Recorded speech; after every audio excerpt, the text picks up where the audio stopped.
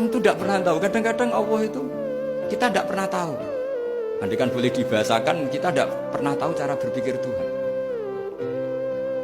Jadi Allah itu zat yang mau, ya itu tadi otoritasnya penuh. Makanya saya pernah cerita di mana-mana, di kitab-kitab yang saya baca itu ada 2 orang yang ahli neraka, sudah di neraka. Ini sekaligus ijazah, saya ulang lagi sekaligus ijazah, bisa dipraktekkan nanti itu. Setelah itu 2 orang ini dipanggil ke surga sama Allah. Allah itu tanyanya ya aneh, enak di neraka, ya udah enak di neraka. Ya gak enak di neraka kok ditanya enak enggak, ya gak enak. Ya sudah kembali lagi ke neraka, lari kencang-kencang, lari menuju neraka, lari.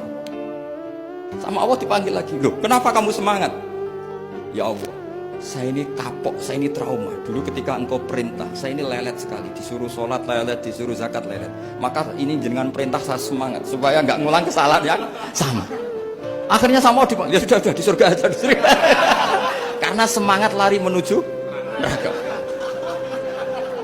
Maka ini ijazah nanti kalau di mahsyar ya, kamu dipanggil, ayo masuk neraka, harus apa? Semangat, semangat. Harus semangat. Oke Gusti, semangat. Lah repotnya kalau nggak dipanggil lagi. Akhirnya barokahnya semangat itu dia di surga. Kita tidak pernah tahu cara berpikir Tuhan. Nanti kan boleh dibahasakan seperti itu. Yang satu, ayo kembali lagi ke neraka. Tolah itu, jalan oleh lagi. Sampai itu nggak semangat oleh lagi. Terus ditanya sama, kenapa kamu tolah itu? Saya tidak pernah ngira ya Allah ketika engkau panggil di surga kemudian engkau kembalikan lagi ke neraka. Ya sudah kamu di surga saja, barokahnya husnuzon.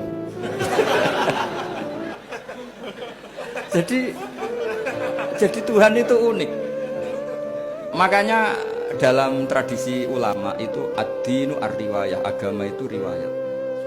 Sebagian diredaksikan inna hadzal ilma dinun fanzuru amman ta'khuduna dinakum. Agama ini, ilmu ini agama, maka lihat riwayatnya. Karena kita tidak pernah tahu cara berpikir Tuhan. Kita harus mengikuti riwayat yang diutarakan Rasulullah SAW. Karena kita tidak pernah tahu. Kayak tadi ada orang diinjek, kita mesti kan terprovokasi ingin bela yang sujud menyalahkan yang injek. Tapi ketika yang sujud mencatut nama Tuhan, Allah tidak akan memaafkan kamu. Itu Tuhan tersinggung karena sifatnya direduksi satu, diambil satu, disembunyikan satu. Loh, ada kan dia begini mungkin malah Allah maklumi. Saya tidak akan maafkan kamu. Enggak apa-apa Allah, kan saya. Kan tidak mencatut namanya Allah. Selama hidup saya tidak akan maafkan kamu. Allah enggak akan tersinggung. Karena dia sebagai manusia tentu punya dendam, punya rasa mangkel, punya emosi. Tapi kalau ketika bilang Allah tidak akan maafkan kamu, berarti dia mencatut statusnya Allah. Dan Allah disifatkan hanya satu dari sifatnya Allah, yaitu hanya sifat menyiksa. Padahal Allah punya sifat memaafkan.